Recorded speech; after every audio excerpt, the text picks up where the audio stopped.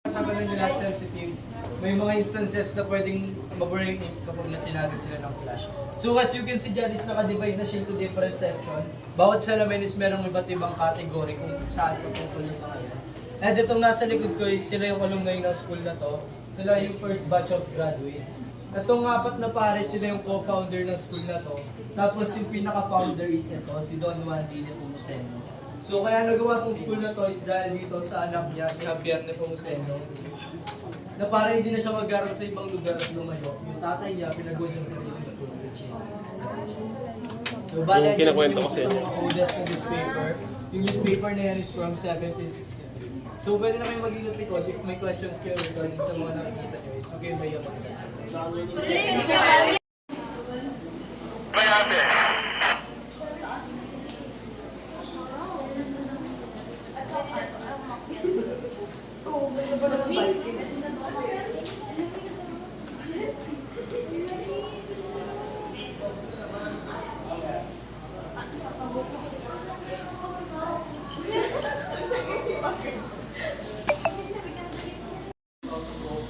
And then may tatlong sections po tayo dito sa may ground floor.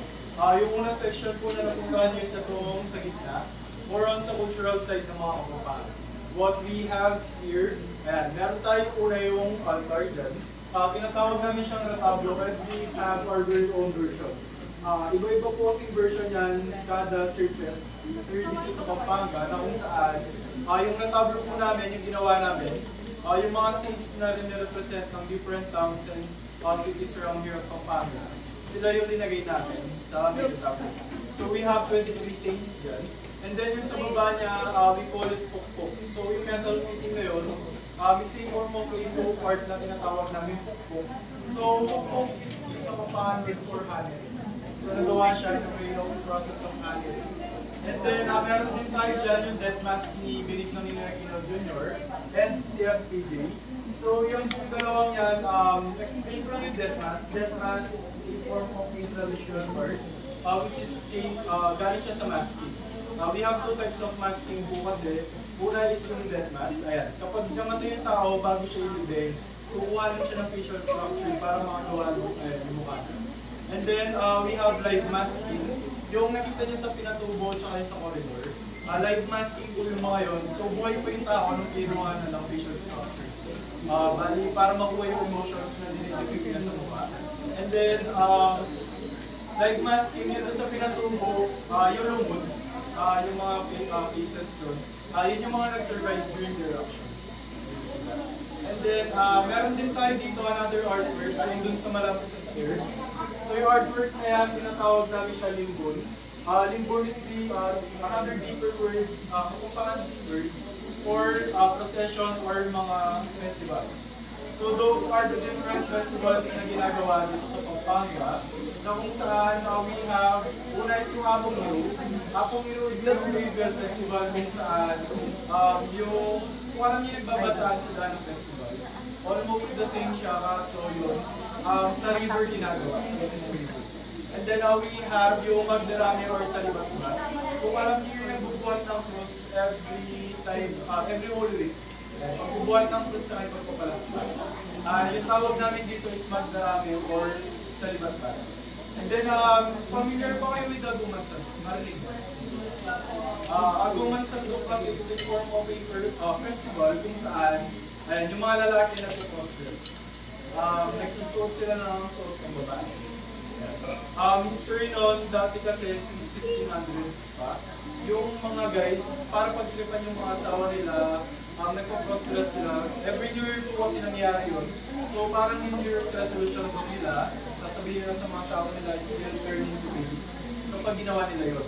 Ang kaso, nagpalit yung culture ngayon. So ginagawa yan every New Year, yung pagpo-cross-dress ng mga straight guys, to give sign of respect for women's hardship at LGBTQ. Ang kaso, since you could not change history and culture of class, yung nangyayari is, nagkakaroon ng competition every town dito sa Pampanga na kung saan street guys lang pwede sumali. Mag-cross-dress sila. Tapos, yung criteria natin for the winner, yung una is yung pinaka-nakakatawa. Pangalawa is yung pinakapangit na suot. Pangatlo, ayan, try to guess yung pangatlo. try niyo lang. Kasi may pinaka-nakakatawa na tayo, may pinaka-patisot. Ano sa tingin niyo pa? Ayun, pinaka-pangit to. Nawala. Yung pinaka-pangit na mukha, shake muna natin sa office.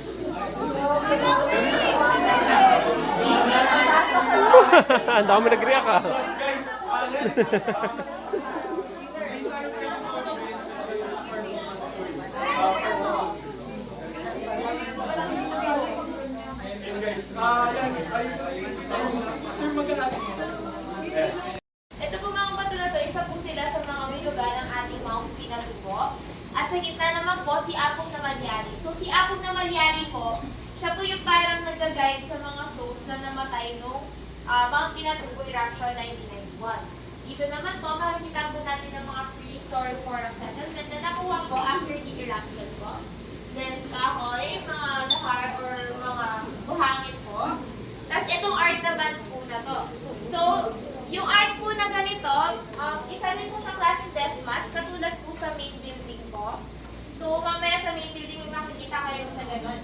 Tapos ito naman, tinatawag po natin itong lumod. So, lumod po sa Tagalog is lunod. So, kaya lunod kasi nire-represent niya po yung pangyayari pagkalunod po sa lahar ng mga namatay during the eruption of 1991. Then sa likod niyo po, makikita niyo naman yung ating timeline ng Pinatubo po. So magsa-start po siya from the birth of the Mount Pinatubo hanggang sa sumabog siya noong 1991 and hanggang sa current state niya po. Tapos mamaya po, sa mga interested po makikita ng ginawa po ng OJT natin. So yung ginawa po ng ating OJT, kapag po tinapat po sa camera, yung ilang pictures po dyan is magiging video po siya.